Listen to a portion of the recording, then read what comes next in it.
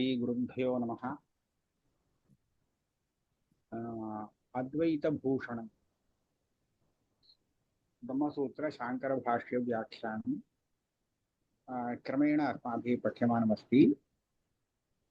अद्य चतुर्दशे पुटे ग्रन्थस्य चतुर्दशे पत्रे अज्ञाने अर्थापत्तिप्रमाणम् इति विषयमारभ्य पठनीयमस्ति। अर्थापत्तिरपि अज्ञाने प्रमाणम्। द्विविधो हि अध्यासः मिथ्यार्थरूपः तज्ज्ञानरूपश्चेति। अत्र यद्यपि अध्यासनिरूपणम् आरब्धमस्ति, परन्तु अध्यासस्य मूलकारणं भवति भावरूपम् अज्ञानं। तदेव भाष्ये मिथ्याज्ञाननिमित्तः इत्यत्र मिथ्याज्ञानपदेन उक्तम्। तस्मिन् भावरूपे अज्ञाने प्रत्यक्षम् अनुमानं च प्रमाणं प्रदर्शितम्। इदानीम् अर्थापत्तिप्रमाणमपि प्रदर्श्यते। अर्थापत्तिरपि अज्ञाने प्रमाणम्। अर्थापत्तिर्नाम अज्ञानस्य अनभ्युपगमे अनुपपत्तिः। एवञ्च यस्य अनभ्युपगमे काचन अनुपपत्तिः स्फुरति सः विषयः अभ्युपगन्तव्यः। एवञ्च सा अनुपपत्तिरेव अज्ञानस्य सद्भावे प्रमाणं भवति। नाम यस्य अभ्युपगमे सा अनुपपत्तिः शाम्यति तदपि आवश्यकम्। यस्य अनभ्युपगमे अनुपपत्तिरायाति, यस्य अभ्युपगमे अनुपपत्तिः शाम्यति तत् अर्थापत्तिप्रमाणवेति। इदानीं तत् प्रदर्शनार्थं क्रमेण भूमिका रच्यते। द्विविधो हि अध्यासः। अज्ञानस्य कार्यभूतः अयम् अध्यासः इति अस्माकं सिद्धान्तः। सः अध्यासः भ्रान्तिरूपः द्विविधः वर्तते। भ्रान्तिः इति केवलम् अन्यभाषया उच्यते। भ्रान्तिस्थले द्विविधोऽध्यासः वर्तते। अर्थरूपः ज्ञानरूपश्च अध्यासः, मिथ्यार्थरूपः तज्ज्ञानरूपश्च। शुक्तौ इदं रजतम् इति भ्रमस्थले अनिर्वचनीयख्यातिवादः वेदान्तसिद्धान्ते अङ्गीक्रियते। तेन यथा इदं रजतम् इति ज्ञानं भ्रान्तिरूपम् अध्यासः भवति, तथा तस्मिन् ज्ञाने भासमानः रजतरूपः विषयोऽपि अनिर्वचनीयः तत्रैव उत्पन्नः इति स्वीक्रियते। तत्कालम् उत्पन्नः। तथा च यः विषयः उत्पद्यते सः प्रातिभासिकरजतरूपः, सः अपि अध्यासः इति उच्यते। अध्यस्यते इति कर्मव्युत्पत्त्या सः अध्यासशब्दवाच्यो भवति। एवञ्च ज्ञानमपि अध्यासः इति उच्यते। एवञ्च द्विविधो हि अध्यासः। मिथ्याभूत अर्थः नाम विषयरूपः, अथ च तज्ज्ञानरूपः इति। यद्यपि ज्ञानस्य स्वरूपतः न मिथ्यात्वं, न स्वरूपतो मिथ्यात्वम्। अत्र एका शङ्का। अर्थस्य मिथ्यात्वं समीचीनं, यतः अर्थस्य अग्रे बाधो भवति। इदं रजतमेव न इति पश्चात् ज्ञायते। शुक्तिरेव इति यदा बाधनिश्चयः भवति तदा बाधनिश्चयस्य आकारः एतादृशः अन्यैः वर्ण्यते। अयं पदार्थः रजतरूपः नैव भवति, शुक्तिरेव इयम् इति। तथा च स्वरूपतः रजतस्य निषेधः क्रियते, अतः तस्य मिथ्यात्वं युज्यते। परन्तु कोऽपि मम रजतज्ञानं तत्र नासीत् इति वदति वा? नैव वदति। पुरोवर्तिस्थले रजतं नास्ति, नापि पूर्वम् अभूत्, नापि भविष्यति इति कालत्रयेपि रजतस्य अभावं स्वीकरोति बाधानन्तरं। तद्वत् ज्ञानस्य तथा इदमेव मिथ्यात्वं नाम त्रैकालिकनिषेधप्रतियोगित्वं। परन्तु ज्ञानस्य एवं रीत्या मिथ्यात्वं न कोऽपि अवगच्छति, यतः मम भ्रान्तिज्ञानम् आसीत्, इदानीम् अपगतम् इत्येव लोके व्यवहारः।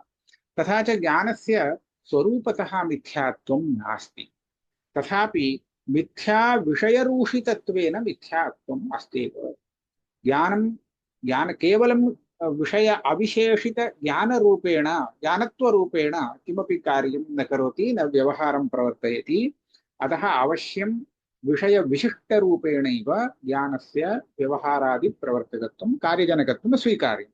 तथा चेत् विषयस्य मिथ्यात्वात् मिथ्याभूत विषय विशिष्ट रूपेण ज्ञानस्यापि मिथ्यात्वम् उच्यते। स्वरूपतः ज्ञानं सत्यमेव।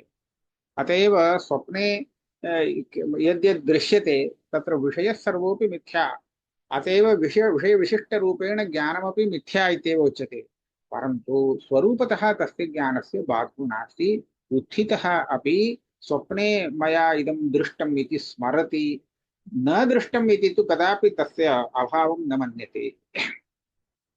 तथापि मिथ्या विषय रूषितत्वेन विशिष्टत्वेन इत्यर्थः मिथ्यात्वं ज्ञानस्य अस्ति।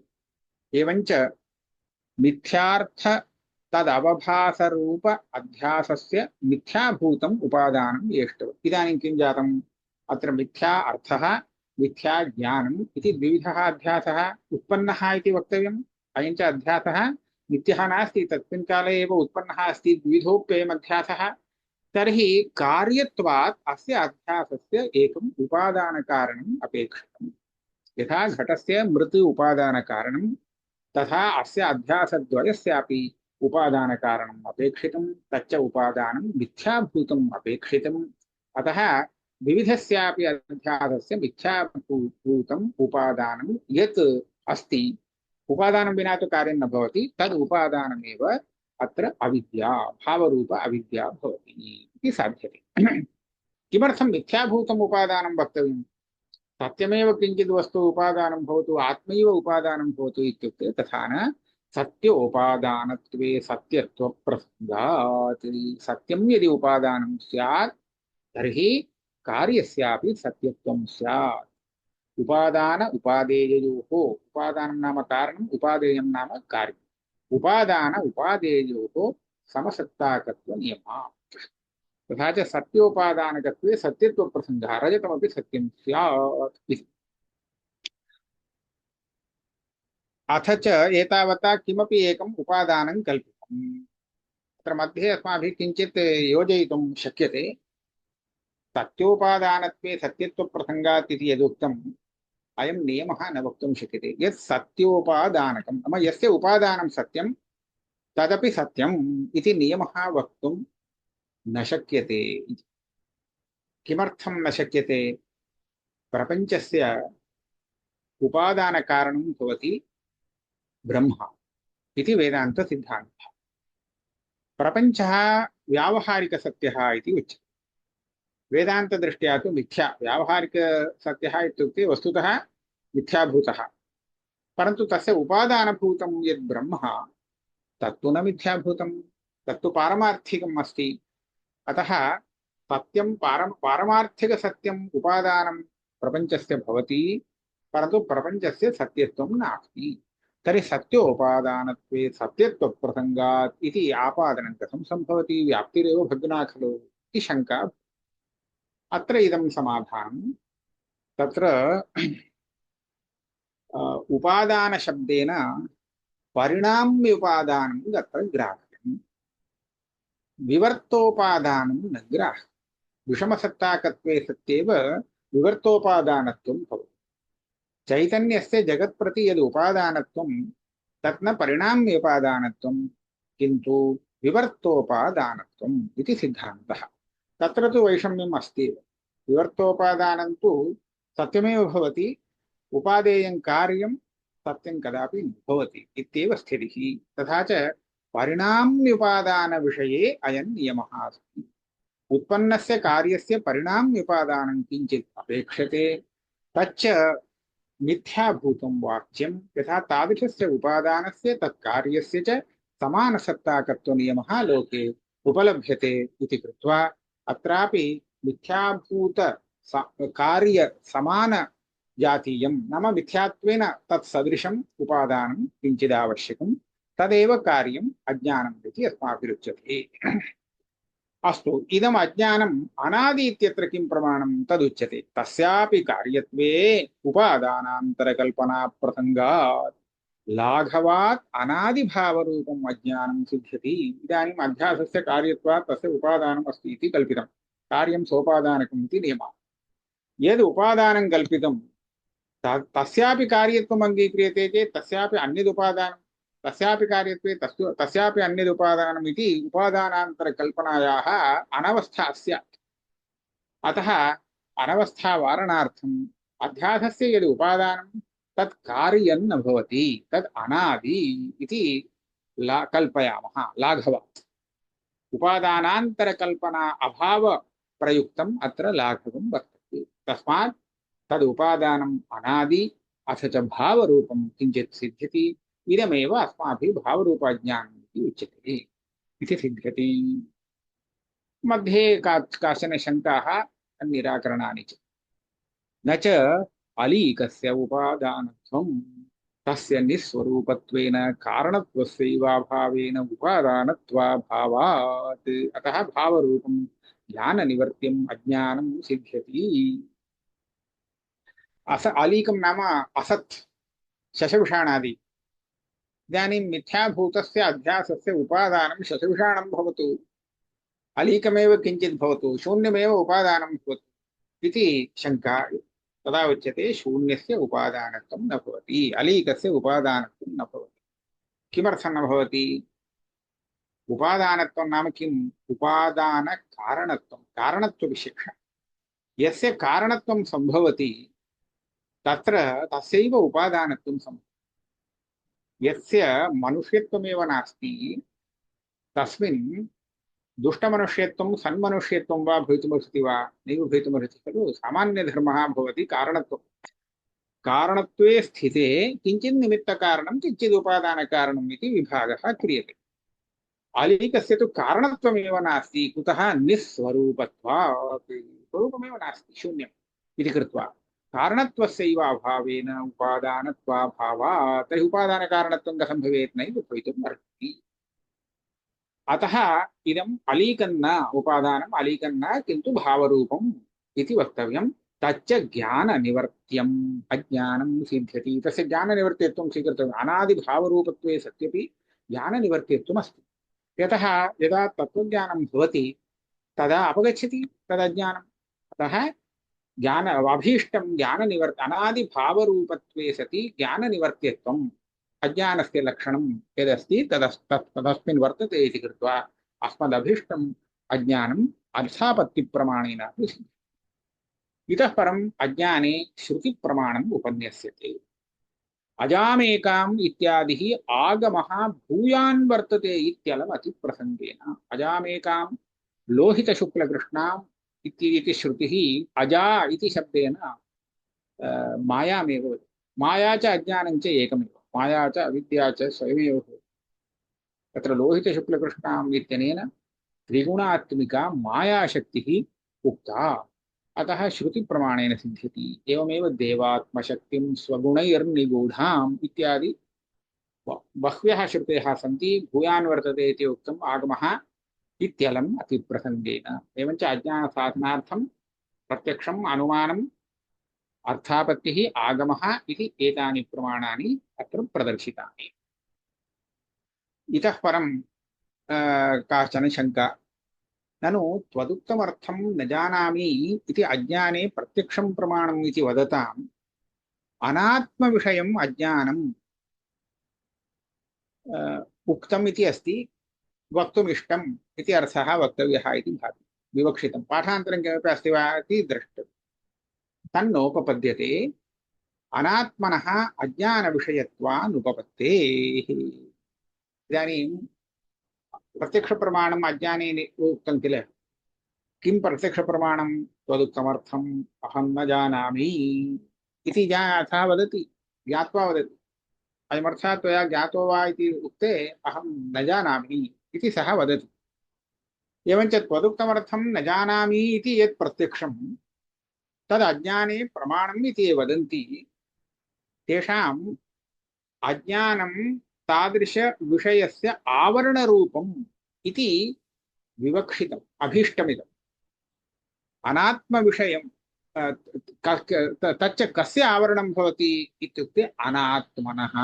तदुक्तमर्थं न जानामि, एवञ्च अनात्मविषयम् अज्ञानम् इति उक्तं भवति। अस्तु, तेन किं? तदुक्तोऽर्थः कश्चन अनात्मा तद्विषये अहं न जानामि इति वदति तर्हि मम मदीय अज्ञानस्य विषयः अनात्मा इति सिद्ध्यति। अस्तु सिद्ध्यतु तेन किं तन्नोपपद्यते। अनात्मनि विषये अज्ञानं नोपपद्यते। सिद्धान्तेऽपि अनात्मविषयकम् अज्ञानं नाङ्गीक्रियते। अनात्मनः अज्ञानविषयत्वानुपपत्तेः। अनात्मा अज्ञानस्य विषयः न भवति। इदानीं यद् भावरूपम् अज्ञानं साधितं तस्य अज्ञानस्य विषयः आत्मा एव भवति। अनात्मा कदापि न भवति इति वेदान्तसिद्धान्तः।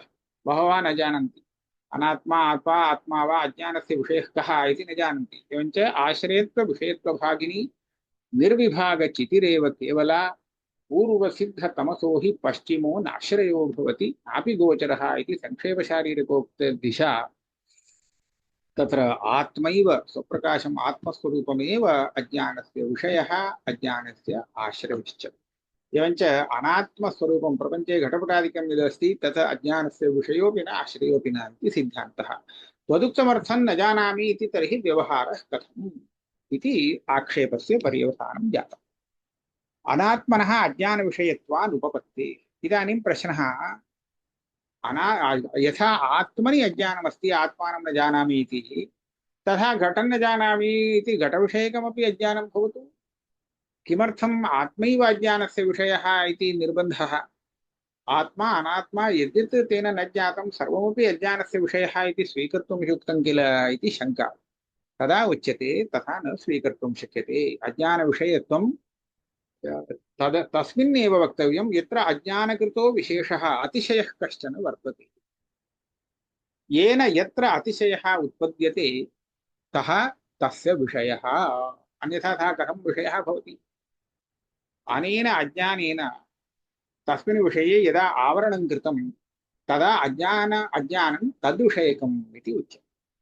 ज्ञानेन यदा तस्मिन् विषये आवरणभङ्गः कृतः तदा इदं ज्ञानं तद्विषयकम् इति उच्यते। एवञ्च ज्ञानं वा भवतु अज्ञानं वा भवतु किञ्चित् विषयकम् इति यदा उच्यते तदा तस्मिन् विषये अज्ञानेन आवरणम् अतिशयः आवरणरूपः अतिशयः सम्पादनीयः। ज्ञानेन तु आवरणनिवृत्तिरूपः आवरणभङ्गरूपः अतिशयः सम्पादनीयः अस्ति। अत एव तस्य ज्ञानं प्रति वा अज्ञानं प्रति वा विषयत्वं व्यवह्रियते। अस्तु इदानीम् अज्ञानेन अनात्मा यदि विषयीकर्तव्यः तदा अनात्मनि विषये अज्ञानेन कश्चन अतिशयः सम्पादनीयः इति अस्ति। न च अनात्मनि अज्ञानजनित आवरणलक्षण अतिशयः सम्भवति। अनात्मनि घटपटादौ अज्ञानेन आवरणरूपः अतिशयः सम्पादयितुमेव न शक्यते। किमर्थं सम्पादयितुं न शक्यते। तत्र प्रमाणाभावात्। अज्ञानेन घटस्य आवरणं कृतम् इत्यत्र प्रमाणं नास्ति इति उच्यते।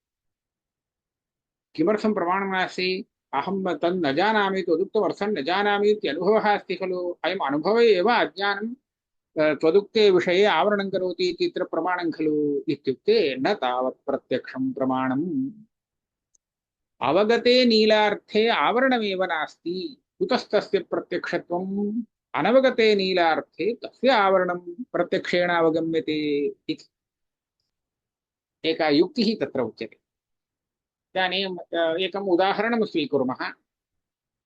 नीलं त्वं जानासि वा इति पृच्छति। अहं नीलं न जानामि इति वदति।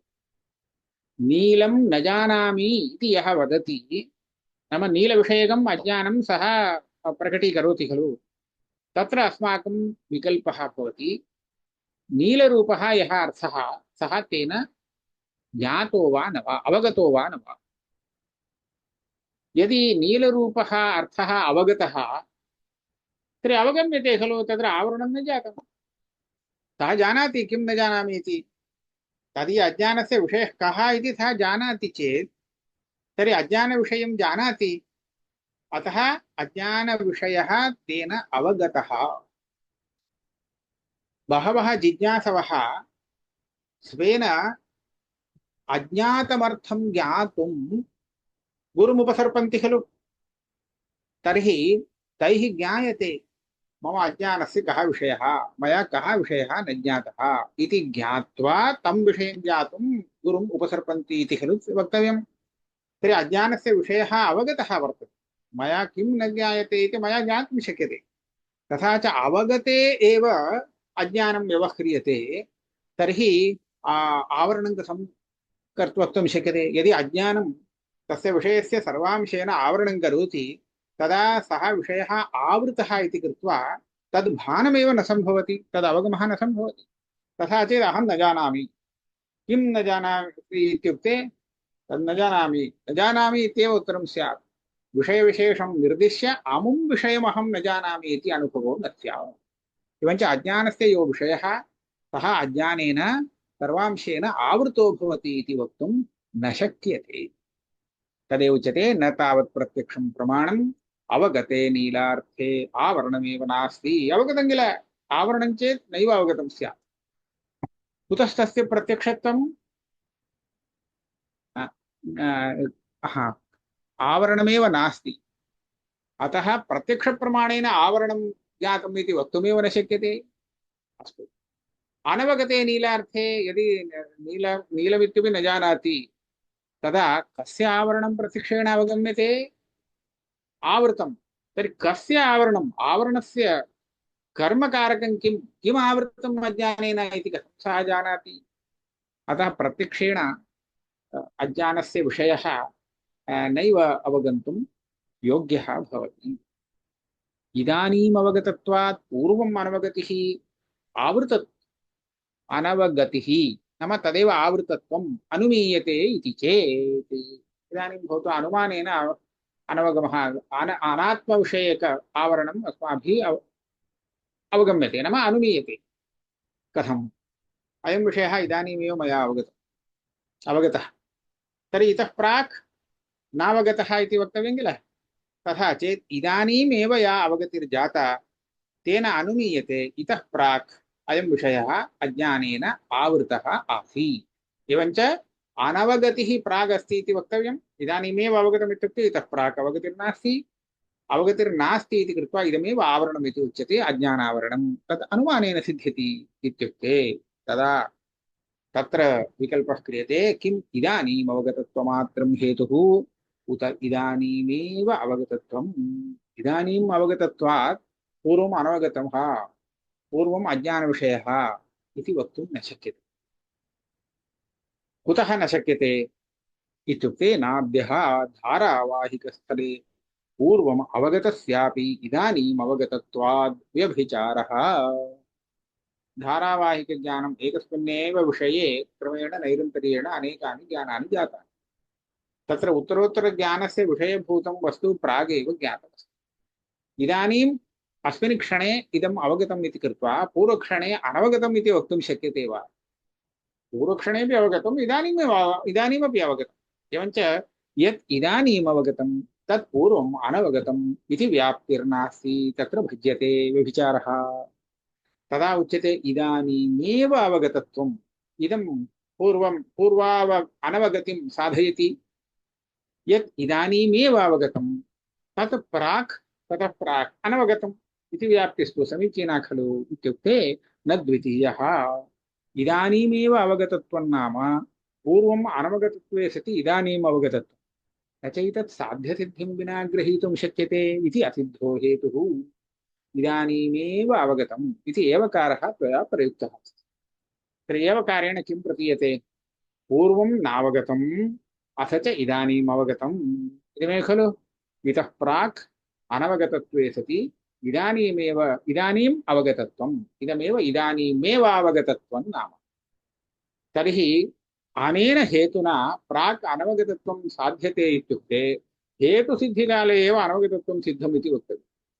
पूर्वम् अनवगतत्वम् अज्ञात्वा इदानीमेव अवगतत्वम् अवगन्तुं न शक्यते। यतः इदानीमेव अवगतत्वं नाम पूर्वम् अनवगतत्वे सति इदानीम् अवगतत्वम्।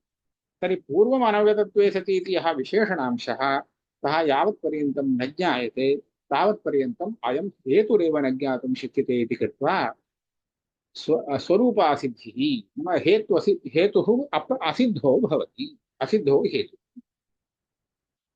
न च कालद्वयावगाहि प्रत्यभिज्ञान्यथा अनुपपत्या मध्ये अनवगतिः अवगम्यते मध्ये अवगतिसत्त्वे तत्कालावगाहिन्यपि प्रत्यभिज्ञानं स्यात् नाम तत्कालावगाहिनी गाहिन्यपि इति अस्ति अत्र क्लेशः वर्तते प्रत्यभिज्ञानं स्यादिति युक्तं कथं भवितव्यम् इति अहं वदामि इदानीं युक्त्यन्तरमुच्यते इदानीं इदानीमेव अवगतत्वम् इति हेतुना पूर्वम् अनवगमः मया न साध्यते न साधयितुं शक्यते भवता तत् खण्डितं तत्तु अस्तु तथैवास्तु परन्तु कालद्वयावगाहि प्रत्यभिज्ञान्यथा अनुपपत्या मध्ये अनवगतिः अवगम्यते अस्य किम् उदाहरणम् इत्युक्ते गतदिने 8:00 नाम प्रातःकाले मया किञ्चित् कृतं तदनन्तरं रात्रौ सम्यक् निद्रा जाता सर्वं विस्मृतं पुनः परदिने सः किं वदति गतदिने अपि अस्मिन् समये अहम् इदं कार्यं कुर्वाणः आसम् अद्यापि सोऽहं तदेव कार्यम् अनुवर्तयन् अस्मि इति आत्मांशे प्रत्यभिज्ञा वर्तते खलु कालद्वयावगाहि प्रत्यभिज्ञा इयं कालद्वयावगाहिनी इयं प्रत्यभिज्ञा किं साधयति इत्युक्ते मध्ये मध्यकाले अनयो इदं कालद्वयं यदस्ति तयोर्मध्यकाले अनवगतिं साधयति गतदिनेपि अस्मिन् समये अहम् आसम् इति मया ज्ञायते इदानीमपि ज्ञायते एतदपेक्षया सुषुप्तिप्राक्षणः सुषुप्तेः उत्तरक्षणश्च स्वीकर्तुं शक्यते गतदिने स्वापात् प्राक् अहम् इदं कार्यं कुर्वाणः आसम् इति आत्मानं जानाति सः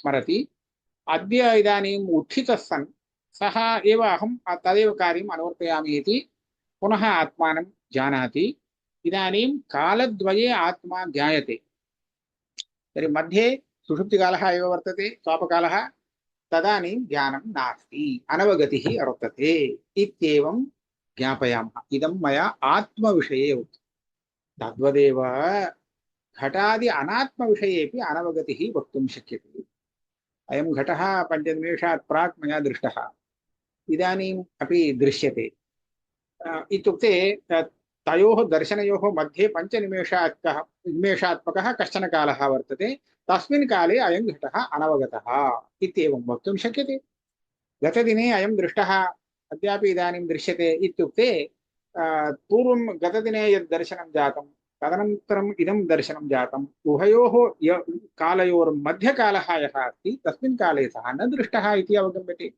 तथा च कालद्वयावगाहि प्रत्यभिज्ञान्यथानुपपत्या मध्ये अनवगतिः अवगम्यते मध्ये अवगति सत्त्वे यदि मध्येपि तस्य वस्तुनः अवगतिः स्यात् तदा तत्कालावगाहिनी अपि प्रत्यभिज्ञानम् अत्र तत्कालावगाहि अपि प्रत्यभिज्ञानं स्यात् पूर्वं गतदिने 8:00 मया दृष्टः रात्रौ अपि पुनर्दृष्टः इदानीमपि पश्यामि इत्येवं मध्यकालेपि तस्य अवगमः वक्तव्यः प्रत्यभिज्ञा तथैव भवेत् परन्तु तथा नास्ति तदेव उच्यते मध्ये अवगतिसत्त्वे उभयोः कालयोः मध्यकालेपि सः विषयः यदि अवगतः स्यात् तर्हि तत्कालावगाहिनी अपि प्रत्यभिज्ञा स्यात् इति न च युक्तम् अत्र नम् इति वर्तते खलु अवगाहिनी अपि प्रत्यभिज्ञा स्यात् इति अस्ति चेत् समीचीनं स्यात् अथवा अवगाहि अपि प्रत्यभिज्ञानं स्यात् इति वा शोधनीयं कथं वर्तते इति मातृकां दृष्ट्वा शोधनीयम् इति न युक्तम् अस्य खण्डनं क्रियते अवगतेपि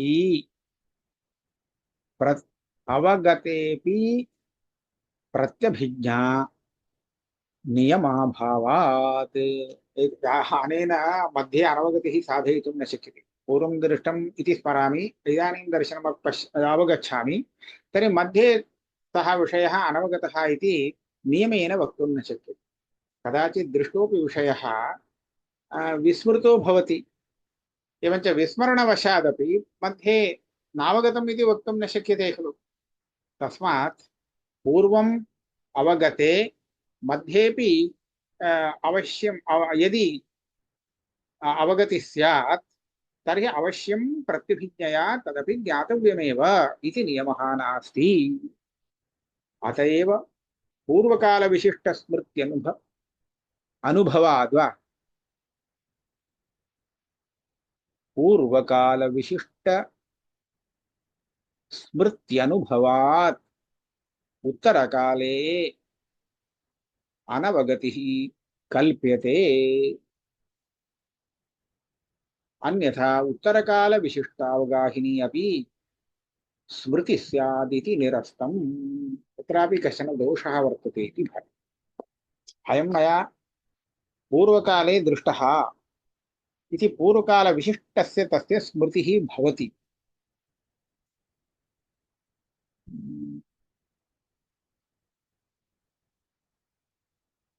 पूर्वकाल विशिष्ट स्मृत्यनुभवात् इति भवति, अनुभवात् इति दृश्यते। पूर्वकाल विशिष्ट स्मृत्यनुभवः अस्ति। पूर्वकाल विशिष्टः अर्थः इदानीं स्मर्यते। तेन किमुच्यते? उत्तरकाले अनवगतिः कल्प्यते। इदं न कल्पयितुं शक्यते। पूर्वकाले ज्ञातः इति स्मृतिः वर्तते चेत् तर्हि उत्तरकाले अनवगतिः इति कथं कल्पयितुं शक्यते? उत्तरकाले ज्ञातोऽपि पूर्वकाले ज्ञातः इति स्मर्तुं शक्यः। अन्यथा उत्तरकालविशिष्टावगाहिन्यपि स्मृतिः स्यात् इति निरस्तम्। अस्मिन् ग्रन्थे किञ्चित् अन्यथा भावः वर्तते, सम्यक् समन्वयः न जातः। अतः अत एव इत्यारभ्य निरस्तम् इति यः ग्रन्थः सः किञ्चित् विचारणीयो वर्तते। अनुभूते स्मृति नियमाभावात् इति। अनुभूते स्मृति नियमः नास्ति। इदं तु पूर्वग्रन्थेनापि सङ्गतं भवति। पूर्वोक्तम् अवगतेऽपि प्रत्यभिज्ञा नियमाभावात् इति उक्तं किल। तत्र प्रत्यभिज्ञा नियमाभावः यथा तथैव अनुभूते स्मृति नियमोऽपि नास्ति। तर्हि पूर्वं किं भवितव्यं? पूर्वग्रन्थे वस्तुतः यदा इदानीं दृश्यमानः पूर्वकालविशिष्ट स्मृत्यभावात् इदानीं तु अनुभूयते। अयं पूर्वकाले मया दृष्टः इति स्मृतिर्नास्ति। इदानीं कञ्चिदहं पश्यामि, अयं पूर्वं दृष्टः इत्यपि अहं न स्मरामि।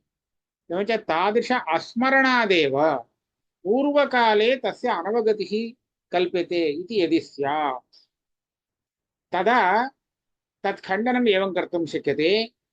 अनुभूते स्मृति नियमाभावः। पूर्वकाले अनवगतिः एतावता वक्तुं न शक्यते। भवता पूर्वकाले सः दृष्टः अपि भवितुम् अर्हति, परन्तु विस्मरणवशात् अग्रिमदिने स्मरणं न जातं पूर्वकाले दृष्टमिति इति वक्तुं शक्यते इति। एतदर्थकः कश्चन ग्रन्थः मध्ये किञ्चित् अन्यथा जातः इति भाति। अतः तत् पङ्क्तिद्वयं यदस्ति तद् पुनः विचारणीयमस्ति। अत्रोच्यते, अत्र ननु इत्यारभ्य एतावत्पर्यन्तं कः पूर्वपक्षः कृतः इत्युक्ते, यथा आत्मनि विषये अज्ञानावरणं वर्तते तथा अनात्मनि विषयेपि अज्ञानावरणं वर्तते इति खलु प्रश्नः आगतः। परन्तु सिद्धान्तः कथं वर्तते इत्युक्ते आत्मनि विषये एव आवरणम् अस्ति, अनात्मनि विषये आवरणं नास्ति। अज्ञानस्य भावरूप अज्ञानम् आत्मानमेव आवृणोति, अनात्मानं नावृणोति इति सिद्धान्तः अस्ति। तदा मध्ये आगतम्, इदानीम् आवरणम् अस्ति इत्यत्र किं प्रमाणम्? अनात्मविषये आवरणम् अस्ति इत्यत्र किं प्रमाणम्? प्रत्यक्षप्रमाणं वा अनुमानप्रमाणं वा? प्रत्यक्षं न भवति, अनुमानप्रमाणं न भवति, तर्हि कथं सिद्ध्यति आवरणम् अनात्मविषये इति आगतं। तदुपरि आवरणं साधयितुमेव प्रमाणं नास्ति खलु इति तदुपरि शङ्का आगता। तत्र अत्र उच्यते आवरण अनाधानेऽपि विक्षेपाधायकत्वेन तद्विषयत्वोपपत्ते। भवताम् अज्ञानविषयत्वम् अनात्मनि नास्ति चेत् तदुक्तमर्थम् अहं न जानामि इति अज्ञानविषयत्वं तस्मिन् कथं भवति इत्येव प्रश्नः।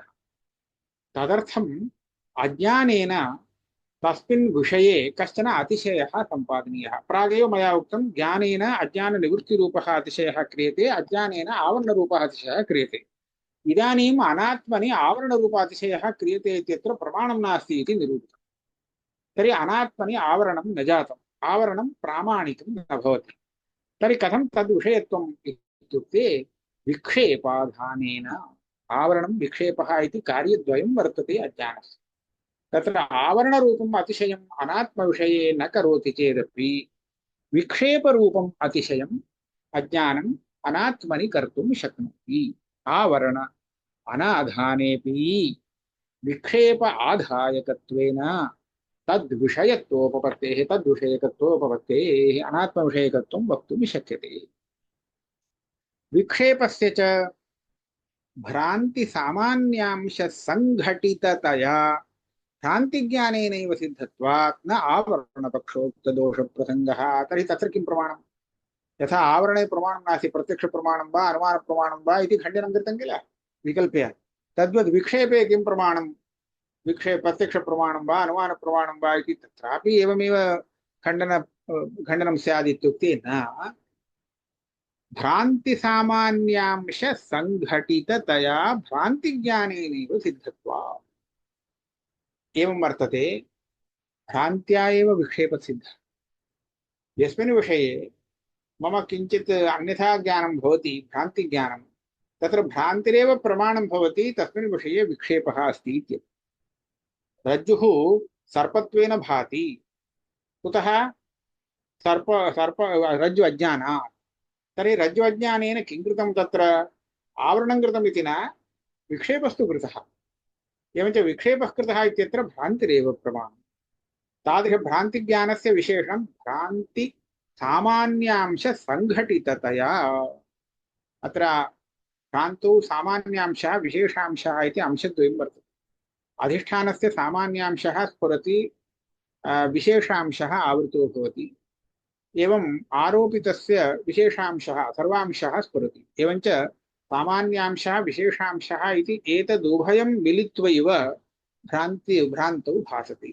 तथा च सामान्यांशः यद्यपि वास्तविकः भवेत् भ्रान्तिज्ञाने, वास्तवः भवितुमर्हति। इदम् इति पुरोवर्ति ज्ञायते, तत्तु पुरोवर्ति पुरतः तिष्ठत्येव, परन्तु तद् रजतम् इति ज्ञायते खलु। रजतांशे एव तस्य अप्रामाण्यं भ्रान्तित्वं वक्तव्यमस्ति। एवञ्च रजतरूपविक्षेप आधायकत्वं वर्तते।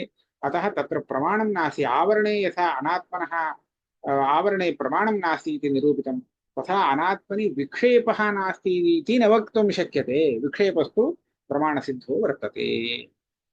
तदा प्रश्नः, ननु अनात्मावरणमन्तरेण तत्र विक्षेपोऽपि कथम् इति चेत् विक्षेपविषये अपि पुनः प्रश्नः कृतः, आक्षेपः।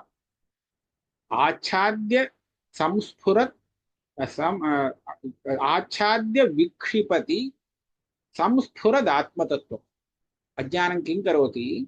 प्रथमतः वस्तुतत्त्वम् आवृणोति, आवृत्य तस्मिन् विक्षेपं जनयति। तर्हि इदानीम् अनात्मविषये आत्मविषये इयमेव स्थितिः। आवरणं करोति, विक्षेपं जनयति। तर्हि तद्वदेव अनात्मविषये विक्षेपं जनयति, अनात्मानं न आवृणोति। इदं कथं सम्भवति? इदानीं तत्र रज्जुरेव वर्तते, रज्जुं न आवृणोति, किन्तु तत्र सर्पं जनयतु, सर्परूपविक्षेपं जनयतु इत्युक्ते कथमिदं सङ्गच्छते? अनात्मावरणम् अन्तरेण तत्र विक्षेपोऽपि कथम् इति चेत् न। तदवच्छिन्न चैतन्यावरणादेव तत्र विक्षेपोपपत्तेः। अस्तु, तत्र कः क्लेशः? भ्रान्तौ अधिष्ठानस्य विशेषांशो न भाति, सामान्यांशे एव भाति। तत्र रज्जुत्वमपि भाति चेत् तदानीं सर्पत्वं न भासितुं शक्नोति, यतः सर्पत्वविरोधी भवति रज्जुत्वम्। अतः रज्जोः अभानम् अपेक्षते, परन्तु रज्जोः अभानम् अज्ञानावरणादिति न, रज्ज्ववच्छिन्न चैतन्यावरणात्। यथा रज्जुः स्वप्रकाशपदार्थः नास्ति खलु, स्वयं न प्रकाशते, किन्तु अनावृत चैतन्य संबंधात् प्रकाशते इति वक्तव्यम्। तत्र तदवच्छिन्न चैतन्ये यदि आवरणमस्ति तदा अनावृत चित् संबन्धः न लब्धः इति कृत्वा रज्ज्वंशः न प्रकाशते इति वक्तुं शक्यते। तथा च तदर्थं रज्ज्वंशस्य अनात्मांशस्य आवरणम् अज्ञानेन कर्तव्यम् इति। अत एव अनात्मविषये अज्ञानम् आवारकं न भवति, आवरणकार्यं न करोति, किन्तु तदवच्छिन्न चैतन्यस्यैव आवरणं करोति, विक्षेपं तु जनयति इति स्थितिः। तदेव उच्यते। तदवच्छिन्न चैतन्यावरणादेव तत्र विक्षेपोपपत्तेः। इदं सर्वम् अनात्मविषये। इदानीम् आत्मविषये कथं? प्रत्यगात्मनि तु चित्स्वभावत्वात् भानप्रसक्तौ अज्ञानप्रयुक्त आवरणादेव आत्मतत्त्वानवभासः। आत्मतत्त्वं तु स्वप्रकाशं वर्तते, तस्य अन्यसम्बन्धात् प्रकाशः नापेक्षते। एवञ्च स्वयमेव प्रकाशमानम् इदं वस्तु यदि अज्ञानेन न आव्रियते तदा अप्रकाशमानत्वं तस्मिन् नैव सम्भवति। यथा आत्मा न प्रकाशते इति व्यवहारार्थं स्वयं प्रकाशमाने आत्मन्येव अज्ञानेन आवरणं सम्पादनीयं, न तु स्वयं अप्रकाशमानस्य अनात्मनः आवरणं तेन सम्पादनीयं। तदभावेपि, तस्मिन् आवरणाभावेपि तदप्रकाशः उपपद्यते। आत्मनः अप्रकाशस्तु आवरणं विना नोपपद्यते इति कृत्वा अज्ञानम् आत्मानमेव आवृणोति इति सिद्धान्तः। तदेव उक्तं। प्रत्यगात्मनि तु चित्स्वभावत्वात्, चितः स्वप्रकाशत्वमस्ति, अतः भानप्रसक्तौ अज्ञानप्रयुक्त आवरणादेव आत्मतत्त्वानवभासः इति वक्तव्यम्।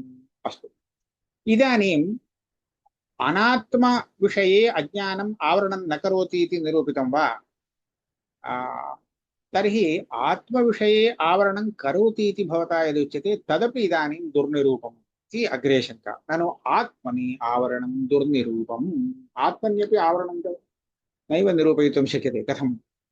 आवरणं नाम किम्? आत्मा स्वप्रकाशः, तस्य अज्ञानेन आवरणं कृतम् इत्यस्य कोऽर्थः? तद्धि स्वरूपप्रकाश लोपो वा, तस्य विषयावभास प्रतिबंधो वा, विषय प्रकाशे सहकारी सापेक्षत्वं वा, त्रिधा विकल्पः क्रियते।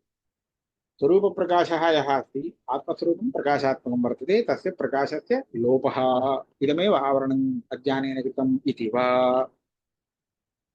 तस्य विषयावभास प्रतिबंधो वा, तस्य प्रकाशस्य संबंधात् यः विषयावभासो भवति तस्य विषयावभासस्य प्रतिबंधो जातः। स्वरूप प्रकाशस्तिष्ठति, प्रकाशस्य लोपः न जातः, किन्तु अनेन प्रकाशेन विषये संबंधात् विषयावभासः सम्पादनीयः खलु, सः न सम्पाद्यते।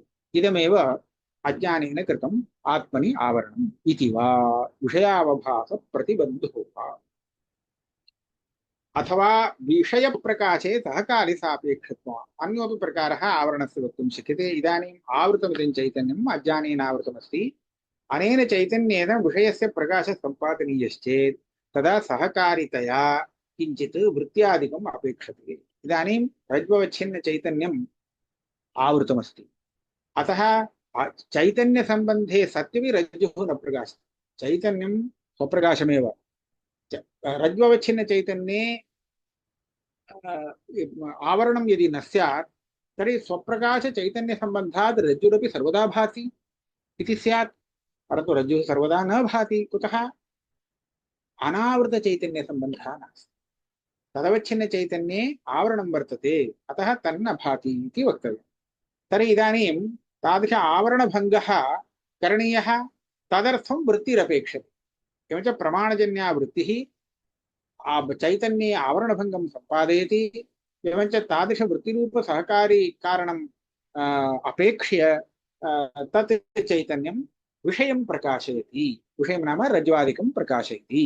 एवञ्च विषयप्रकाशे सहकारिसापेक्षत्वम्, इदमेव आवरणम् अनात्मनि अज्ञानकृतम् आवरणं वा इति त्रेधा विकल्पः न आद्यः न हि द्रष्टुर्दृष्टेर्विपरिलोपो विद्यते इति श्रुत्या तस्य नित्यत्वावगमात् स्वरूपप्रकाशस्य नित्यत्वात् लोपः एव न भवितुमर्हति लोपो नाम विनाशः खलु तर्हि आत्मस्वरूपस्य लोपः न भवितुमर्हति श्रुतिविरोधः न हि द्रष्टुर्दृष्टेर्विपरिलोपो विद्यते द्रष्टुः स्वरूपभूता या दृष्टिः नाम स्वरूपमेव आत्मस्वरूपं चैतन्यं तस्य लोपो नास्ति विनाशो नास्ति इति उच्यते तेन नित्यत्वम् अवगम्यते नेतरौ विषयावभासप्रतिबन्धः विषयप्रकाशे सहकारिसापेक्षत्वम् इति पक्षद्वयमपि न युक्तम् कुतः स्वरूपस्यैव विषयावभासकत्वेन तत्र प्रतिबन्धस्य सहकारी प्रतिज्ञायाः इति अस्ति सहकारी प्रतीक्षा इत्यपि सम्भाव्यते सहकारी सापेक्षत्वम् इति उक्तं किल सहकारिणं प्रतीक्ष्य तल्लाभे सति अनन्तरं प्रकाशयति इति वक्तुं न शक्यते सहकारी प्रतिज्ञा इत्यपि योजयितुं शक्यते सहकार्यपेक्षा वर्तते इति या प्रतिज्ञा सा प्रतिज्ञापि न सम्भवति इति चेत् एवञ्च आत्मन्यपि आवरणं दुर्निरूपं स्वरूपं प्रकाशमेव वर्तते स्वप्रकाशमेव वर्तते तर्हि स्वरूपेण अनात्मनः रज्ज्वादे सम्बन्धः अस्ति चेत् अवश्य तस्य प्रतिबन्धः केन कर्तुं शक्यते तथा सहकारिकारणं किञ्चित् अपेक्ष्यते इति किमर्थम् अपेक्षते स्वरूपप्रकाशः अस्ति खलु प्रकाशसम्बन्धात् चैतन्यरूपप्रकाशसम्बन्धात् रज्ज्वादेः प्रकाशो भवतु अतः द्वितीयतृतीयपक्षौ असम्भवदुक्तिकौ इति चेत् तथा च आत्मन्यपि अज्ञानकृतम् आवरणं दुर्निरूपम् इति चेत् न आत्मनि अस्ति प्रकाशते इत्यादि व्यवहारस्य पुष्कलकारणे चिद्रूपत्वादौ सत्यपि नास्ति न प्रकाशते इति योऽयम् आत्मतत्त्वालम्बनो व्यवहारः सः भावरूपेण केनचित् आवरणमन्तरेण नोपपद्यते इति व्यवहारलक्षणकार्यदर्शनात् यत् नास्ति न प्रकाशते इति व्यवहारयोग्यत्वं तदेव आवरणम् अज्ञानेन आत्मनि आवरणम् इति किं कृतं नूतनं किं कृतम् इत्युक्ते किमपि अन्यत् न कृतम् आत्मा प्रकाशमानः अस्ति चेत् व्यवहारेण भाव्यं खलु आत्मा प्रकाशति अस्ति आत्मा प्रकाशते इति खलु व्यवहारः अपेक्षते तादृशव्यवहारार्थं पुष्कलकारणम् आत्मप्रकाशो वर्तते चेदपि सर्वोऽपि जनः किं वदति नास्ति न प्रकाशते इति भवदुक्तम् आत्मतत्त्वं मम न प्रकाशते उपनिषदुक्तं तादृशम् आत्मस्वरूपम् अहं न पश्यामि अहं न अनुभवामि इत्येवं वदति खलु एवञ्च तादृशम् आत्मतत्त्वं नास्ति इति वा न प्रकाशते इति वा आत्मतत्त्वविषये व्यवहारः लोके प्रसिद्धः अस्ति तादृशव्यवहारः यः अस्ति सः किं कृतः आवरणकृतः इति वक्तव्यम् एवञ्च आवरणादेव तादृशव्यवहारो जातः इति वक्तव्यम् तथा च नास्ति न प्रकाशमाने वस्तुनि नास्ति न प्रकाशते इति व्यवहारयोग्यत्वं यत् सम्पादितम् अज्ञानेन तदेव आवरणम् अयमेव आवरणपदार्थः च युक्ति असहकृतमपि अनुभवसिद्धत्वान् निह्नोतुम् अशक्यम् युक्त्या इदं निरूपयितुं न शक्यते मास्तु परन्तु अनुभवसिद्धम् इदम् आवरणम् आत्मनि अतः अपन्होतुम् अशक्यम् आवरणं तु अस्ति आवरणे सत्यपि आत्मा भासते इति अन्यते यतः इदम् आवरणमपि आत्मना एव प्रकाशनीयम् अतः निह्नोतुम् अशक्यम् न च अग्रहणमेव आवारकं विक्षेपकं वा किन्न स्यात् इति वाच्यम् अत्र आवरणं किमर्थं कर्तव्यं तस्य वस्तुनः ग्रहणं न जातम् आवरणं नाम इदानीम् अग्रहणं नाम ग्रहणस्य अभावः तद्विषयकज्ञान अभावः इदमेव आवरणमिति उच्यताम् आवरकं भवतु अथवा विक्षेपकं वा भवतु किमर्थं भावरूप अज्ञानं वक्तव्यम् इत्युक्ते तथा न विपरीतकार्योपादानत्वस्य अनादिभावरूप अज्ञाने एव सम्भवात् अभावस्य अध्यास उपादानत्वं न सम्भवति नाम अग्रहणं नाम तद्विषयकज्ञान अभावः अयम् अभावः अध्यासं प्रति उपादानकारणं भवितुं नार्हति। अतः विपरीतकार्य, विपरीत इत्युक्ते भ्रमात्मक अध्यासरूपकार्यं, विषयरूपः ज्ञानरूपश्च यः अध्यासः उक्तः तादृश अध्यासरूपकार्योपादानत्वस्य अनादिभावरूप अज्ञाने एव सम्भवात्, तस्मिन्नेव इदं सम्भवति। अभावे न सम्भवति इत्यर्थः, ज्ञानाभावे न सम्भवति। तथा हि इतः परं कियत् दूरं गच्छति।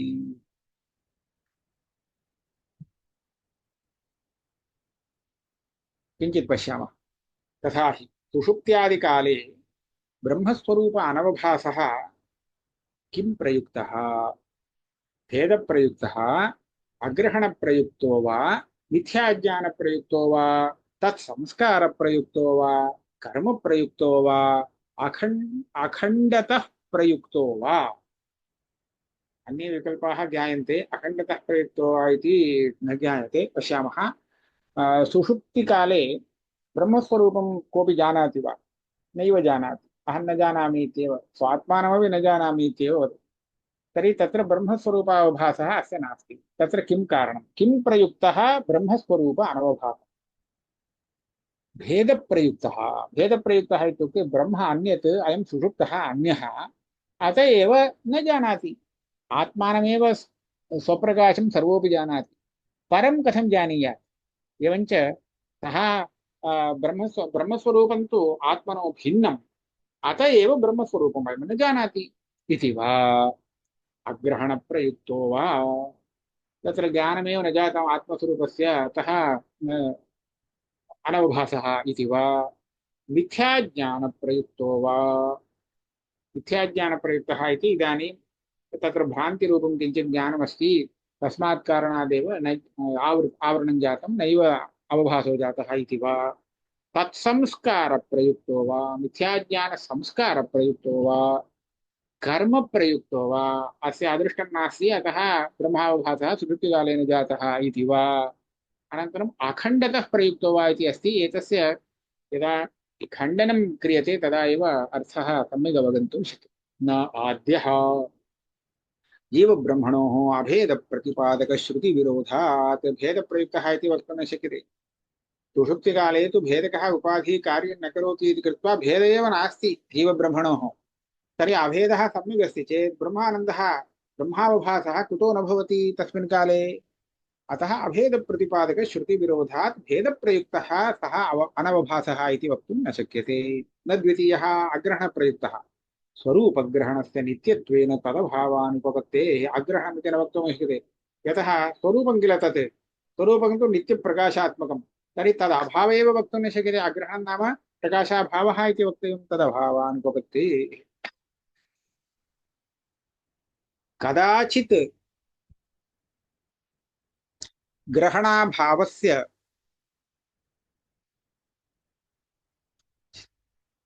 जीवस्य स्वरूपावभास अविरोधित्वात् ब्रह्मरूपावभासाविरोधित्वात्।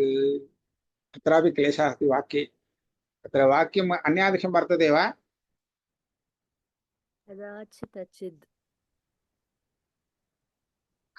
कदाचित् ग्रहणाभावस्य जीवस्य स्वरूपावभास अविरोधित्वात् ब्रह्मरूपावभासाविरोधित्वात्।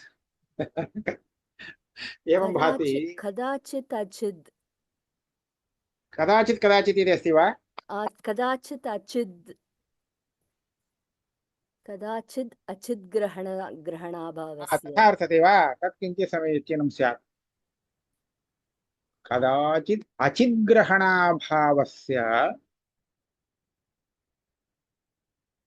जीवस्य स्वरूपावभासाविरोधित्वात् ब्रह्मरूपावभास अविरोधि। इदमपि वाक्यं विचारणीयमस्ति, किञ्चित् अन्यादृशं स्याद्वा इति। पुनश्चिन्तयामः। एतत् लेखनीयं, पृथक् लेखनीयम्, अग्रिमपर्याये शोधनीयं भवेत्। नापि मिथ्याज्ञानप्रयुक्तः। मिथ्याज्ञानं नाम अध्यासः, तस्य सुषुप्तौ अभावात्। सुषुप्तिकाले तन्नास्त्येव मिथ्याज्ञानं। नापि तत् संस्कारप्रयुक्तः भ्रान्तिसंस्कारस्य तत्त्वावभासाविरोधित्वात्। भ्रमः नास्ति खलु, संस्कारमात्रं तूष्णीं तिष्ठति चेत् क्लेशो नास्ति। रजतभ्रमसंस्कारे सत्यपि क्षुक्तिज्ञानोदयात्। यदि रजतभ्रमसंस्कारः तत्त्वज्ञानप्रतिबन्धकः, तर्हि इदानीमेव रजतं रजतम् इति दृष्टमस्ति, अतः तत् संस्कारो वर्तते इति कृत्वा अनन्तरं शुक्तिज्ञानमेव न भविष्यति प्रत्यक्षेणापि। अतः संस्कारः विरोधी न भवति इति वक्तव्यं, भ्रमसंस्कारः। अस्तु, कर्मणः कर्मवशात् पापपुण्य कर्मवशात् स्वरूपावभास कर्मणः स्वरूपावभासप्रतिबन्धकत्वे साक्षिस्वरूपस्याप्यनवभासप्रसङ्गात् सुखमस्वाप्तम् इत्यपि अयं न जानीयात्, न किञ्चिदवेदिषम् इत्यपि न जानीयात्। किञ्चिदपि मया न ज्ञातम् इत्यपि ज्ञानम् अपेक्षितं किल। इदानीं कर्मवशात् तदपि न स्यात्, तस्य प्रतिबन्धकत्वात्। अस्तु, मन्मते तु अज्ञानस्य साक्षिभास्यत्वेन तद् अनावारकत्वं, कर्मणस्तु फलानुपपत्तिगम्यत्वेन साक्षिभास्यत्वाभावात् तदावारकत्वं स्यादेव। सति च आवारकत्वे इति बहु दूरं गच्छति। अहम् अत्र मध्ये स्थगयामि, किञ्चित् तमिळ् भाषयापि वक्तव्यम् इति कृत्वा सुषुप्तौ अभावात् पर्यन्तम् अत्र स्थापयामि। इतः परं यः ग्रन्थः अस्ति सः पुनः अग्रिमकक्ष्यायां पुनः पाठ्यते. இப்போ இந்த அம்சத்தை சுருக்கமா சொல்லணும்னா, பாவரூப அஜ்ஞானம்னு சொல்றாளோ இல்லையோ, அஜ்ஞானம் அனாதி பாவரூபம் ஞானத்தால போகக்கூடியது. அப்பேற்பட்ட ஒரு அஜ்ஞானத்தை அத்வைதிகள் சொல்றாங்க. இப்படி ஒரு அஜ்ஞானம் இருக்கு, பாவரூபமா இருக்கு, அஜ்ஞானம்னா ஞான அபாவம் இல்லை அப்படிங்கிறதுக்கு என்ன பிரமாணம் கேட்டா, பிரத்யக்ஷ பிரமாணம், அனுமான பிரமாணம் இதெல்லாம் காமிச்சார். இப்போ இன்னி தினத்துல படிச்சதுல அர்த்தாபத்தி பிரமாணம், ஆகம பிரமாணம்னு ரெண்டு காமிச்சார். அர்த்தாபத்தின்னு சொன்னா இந்த பிராந்தி வருது, இந்த பிராந்தி ஞானத்துல ஞானமும் வருது, அந்த பிராந்தி ஞானத்துக்கு விஷயமான ஒரு ரஜதாதி ரஜத சர்ப்பாதிகள்லாம் தெரியுது, பிராந்தியில மாத்திரம் தெரியுது, அங்க இல்லை வாஸ்தவத்துல. ஆனா அது தெரியறது இல்லையோ, அந்த விஷயத்தையும் சேர்த்துக்கணும். அந்த விஷயமும் சரி, அந்த விஷய ஞானமும் சரி, இது ரெண்டுக்கும் அத்தியாசம்னு பேரு. அர்த்தாத்தியாசா ஞானாத்தியாசான்னு சொல்லுவோம். இந்த அர்த்தாத்தியாசம் ஞானாத்தியாசம் இது ரெண்டும் இப்பதான் வந்திருக்கு, இதுக்கு முன்னாடி இருக்கல, இப்ப வந்தது, அப்புறம் போறது. ஆக இது காரியமா இருக்கிறதுனால இதுக்கு ஒரு உபாதான காரணம் தேவை. இந்த உபாதான காரணம் இல்லாமல் காரியம். அப்ப எதை உபாதான காரணமா வச்சுக்கலாம்? ஒரு சத்தியமான ஆத்மஸ்வரூபத்தை உபாதான காரணமா வச்சிருந்தால் இது மித்யாபூதமாக இருக்க முடியாது. இந்த தெரிஞ்ச பாம்பு அல்லது ரஜதம் இதை போய் மித்யான்னு சொல்ல வேண்டியிருக்கோம் இல்லையோ, ஞானத்தையும் மித்யா ஞானம்னு சொல்றாலும் இல்லையோ, இது மித்யா ஆகாது, இது சத்தியமாகு. அசத், அத்தியந்த அசத் இருக்கே சஜவுஷானம், அதை உபாதானம்னு சொல்லலாம்னா, உபாதானங்கிறது ஒரு காரணமா இருக்கணும். காரண விசேஷம் உபாதான காரணம்னு சொல்றது. இது ஆனா அசத்து காரணமே ஆகாது, அது எப்படி உபாதான காரணமா இருக்க முடியும்? ஆகையாலே சத்தும் உபாதானமாகாது, அசத்தும் உபாதானமாகாது. அப்ப நடுப்புற ஏதோ ஒரு உபாதானம் காரியத்துக்கு தேவைப்படுறது. அப்ப அந்த உபாதானமாக கல்பிக்கப்படுறது அர்த்தாபத்தி பிரமாணம் இது சொல்லுவோம். அது இல்லாட்டா இந்த காரியம் வராது. அப்படிங்கிறதுனாலே ஒரு உபாதான காரணத்தை நம்ம ஸ்வீகாரம் பண்றோம். அதுதான் பாவரூபமான அஜ்ஞானம், மித்யாஜ்ஞானம் அப்படின்னு சொன்னார். இப்ப இந்த அர்த்தாபத்தி பிரமாணத்தினாலையும் அதே பாவரூப அஜ்ஞானம் சித்திக்கிறதுன்னு சொல்லிட்டு, ஆகம பிரமாணம் நிறையவே இருக்கு. என்ன ஒரு ஸ்ருதி வாக்கியம் சொன்னார், ஏகப்பட்ட ஸ்ருதி வாக்கியம் இருக்கு. பூயான் வர்த்தத்தைன்னு சொன்னார். அதாவது அஜாமேகாம் லோகித சுக்ல கிருஷ்ணாம் இத்தியாதி வாக்கியங்கள்லாம் அஜான்னு சொல்றது. இந்த அஜான்னு சொல்லப்படுறது அந்த ஒரு பாவரூப அவித்தியைத்தான் அதுவும் சொல்றது அப்படின்னு சொல்லிட்டார். இதுக்கு மேல ஒரு விசாரம் என்னன்னு கேட்டா, இந்த பாவரூப அஜ்ஞானம் இப்ப சித்தமாயிடுச்சு. 4 பிரமாணம் கொடுத்து பாவரூப அஜ்ஞானத்தை அவித்தியை சாதனம் பண்ணிவிட்டார். இப்ப இந்த அவித்தியை 2 காரியம் பண்ணணும். ஒண்ணு மறைக்கணும், இன்னொன்னு இல்லாத காமிக்கணும். இதுக்கு ஆவரணம் விக்ஷேபம்னு சொல்லுவோம். வாஸ்தவ தத்துவத்தை மறைக்கணும், இல்லாத காண்பிக்கணும். இந்த 2 காரியத்தை பண்ணக்கூடியதாக இருக்கு. இந்த அஜ்ஞானம் இருக்கே, இந்த காரியத்தை பண்ண முடியுமான்னு பாக்குறோம். இது ஆத்மாவை ஆவரணம் பண்ணும், ஆனா அனாத்மாவை ஆவரணம் பண்ணாது அப்படின்னு ஒரு நியமம். இதுக்கு என்ன காரணம் அப்படின்னு சொன்னா, இது எதை ஆவரணம் பண்ணணும் அப்படின்னு கேட்டா, இது ஆவரணம் பண்ணாட்டா எது பிரகாசிக்குமோ, பிரகாச பிரசக்தி எதுக்கு வருமோ, ஆவரணம் பண்ணலைன்னா இந்த பிரகாசத்தை தடுக்க முடியாதுன்னு எப்ப வருமோ அப்போ அதுக்கு ஆவரணம் பண்ணியா. அனாத்ம விஷயத்துல இந்த அஜ்ஞான ஆவரணம் பண்ணலைன்னா அந்த அனாத்மா பிரகாசிக்க ஆரம்பிச்சிடும் அப்படின்னு சொல்றதுக்கு இல்லை. ஏன்னா அனாத்மா ஜடம், அது பிரகாசிக்கிற சுபாவம் கிடையாது. ஆக அது பிரகாசம் பட்டு பிரகாசிக்கணுமே தவிர அது தானா பிரகாசிக்கிற சுபாவம் அனாத்மாவுக்கு கிடையாது. அதனால அஜ்ஞானம் அந்த அனாத்மாவை ஆவரிக்கலை, ஆவரணம் பண்ணலேன்னு சொன்னா அது பாட்டுக்கு பிரகாசிக்க ஆரம்பிச்சுடும்னு சொல்றதுக்கு இல்லை. அப்ப எதை ஆவரணம் பண்ணோம்னா தானா பிரகாசிக்கக்கூடிய சுபாவம் கொண்ட ஆத்மஸ்வரூபத்தை தான் அது ஆவரணம் பண்ணும். அப்ப எப்படி அந்த கடன் நஜானாமி தொதுக்கமர்த்தன் நஜானாமின்னு சொல்றாளே, அந்த அஜ்ஞானத்துக்கு விஷயமாக நீ சொன்ன விஷயம் அப்படின்னு அனாத்மாவையும் விஷயமாக சொல்றது இருக்கே அப்படின்னு கேட்டா, விஷயங்கிறதுக்கு என்ன அர்த்தம்னு கேட்டா, ஞானமாகட்டும் அஜ்ஞானமாகட்டும், அஜ்ஞானத்தினாலே அந்த விஷயத்துல ஏதோ ஒரு அம்சம் புதுசா வரணும், ஒரு அதிசயம் வரணும். அதனால அது அஜ்ஞானத்துக்கு விஷயம்னு சொல்லப்படுது. அதே மாதிரி ஞானத்தினால அந்த விஷயத்துல ஏதோ ஒரு அதிசயம் உண்டாகுது, அதனால அது ஞானத்துக்கு விஷயம் சொல்லப்படுது. அதை சொல்லிடலாம், ஆவரணம் தான் சொல்லணும்னு அவசியம் இல்லை. அது என்னன்னா, இந்த அஜ்ஞானம் சாதாரணமா பொதுவா அஜ்ஞானங்கிறது அந்த விஷயத்தை ஆவரணம் பண்ணி வைக்கிறது, இதுதான் அதிசயம் அந்த விஷயத்துக்கு. அதனால அது அஜ்ஞானத்துக்கு விஷயம். ஞானம் அந்த ஆவரணத்தை நிவர்த்தி பண்ணி கொடுக்கறது. அதனால இந்த அதிசயத்தை பண்றதுனால அந்த அதே கட்டாதி ஞானத்துக்கு விஷயமாயிடுறதுன்னு சொல்ல வேண்டி இருக்கும். ஆனா இப்ப அந்த மாதிரி சொல்ல வேண்டாம், அதிசயம் தானே வேணும். அனாத்ம விஷயத்துல இந்த அஜ்ஞானமானது விக்ஷேப ரூப அதிசயத்தை பண்ணி கொடுத்து விடுறது, ஆவரணம் பண்றது இல்லை. ஆவரணம் தேவைப்படலை. ஆவரணம் பண்ணலைன்னு சொன்னா அது சைத்தன்ய ஸ்வரூபத்தோட சம்பந்தப்பட்டு, சைத்தன்யம் எல்லா இடத்துலயும் இருக்கே, அதனால தெரிய ஆரம்பிச்சுடுமே சைத்தன்யம் பட்டு. சைத்தன்ய பிரகாசம் பட்டு கட்டாதிகள் எப்பவும் பிரகாசிக்கணுமேன்னு கேட்க முடியாது. ஏன்னு கேட்டா அந்த சைத்தன்யத்துல ஆவரணம் இருக்கு. அனாவிருத்தமான சைத்தன்ய பிரகாச சம்பந்தம் இல்லாததுனாலே அந்த கட்டம் எப்போதும் பிரகாசிக்கலே. எப்போ அந்த அனாவிருத்த சைத்தன்ய பிரகாச சம்பந்தம் வருமோ அப்பதான் அந்த கட்டாதிகள் பிரகாசிக்கும்னு நாம சொல்லிவிட முடியும். ஆகையாலே இந்த அஜ்ஞானத்துக்கு ஆவரணம் பண்ற வேலை அனாத்ம விஷயத்துல கிடையாது. அப்ப அது எப்படி விஷயமா இருந்ததுன்னா, விக்ஷேபம் பண்றது இருக்கு. விக்ஷேபம் பண்ணும். அது ரஜுவா இருந்தது, இது சர்ப்பமாக அதை காமிச்சு விட்டுடும், அதெல்லாம் பண்ணும். ஆக விக்ஷேப காரியம் பண்றதுனாலே அதை விஷயமாக சொல்லப்படுறது. இது ஒண்ணு. அதுக்கப்புறம் ஆத்மாவில இந்த அஜ்ஞானம் எப்படி ஆவரணம் பண்ணும்? அந்த ஆவரணங்கிறது என்ன?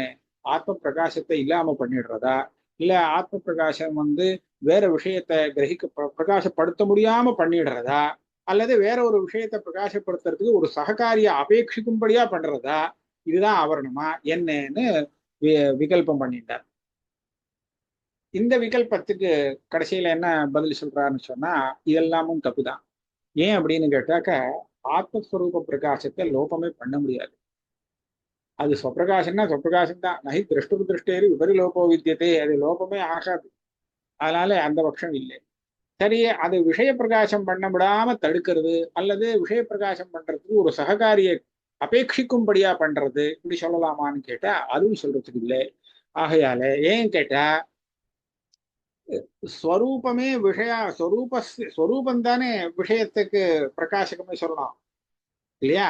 அது விஷயத்தை பிரகாசம் பண்றதை எப்படி ஸ்வரூபத்தை பிரதிபந்தம் பண்ணவே முடியாது.